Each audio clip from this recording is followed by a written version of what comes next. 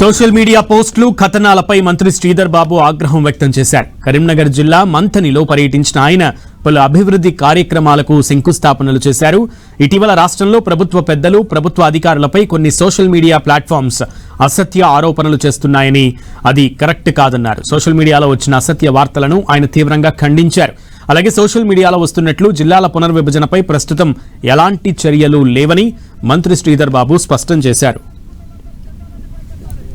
ఈ మధ్యలో రాష్ట్ర వ్యాప్తంగా అనేక సందర్భాల్లో కొన్ని సత్యదూరమైన మీడియా వైరల్ చేయడం, ప్రత్యేకించి ఐఏఎస్ ఆఫీసర్ల మీద పేరు రాయకుండా, దానికి తోడు ప్రభుత్వంలో ఉన్న పెద్దల పైన కొన్ని మీడియా సందర్భంగా వచ్చినాయి. తప్పకుండా దాన్ని మేము ఖండిస్తా ఉన్నాం. అధికారులు నిష్పక్షపాతంగా వారు పనిచేస్తా ఉన్న సందర్భంలో వారికి మోరల్ గా ముందుకు తీసుకెళ్లే ప్రయత్నం చేయాలని, ఈ విధంగా చేయొద్దని అపీల్ చేస్తా ఉన్నాం.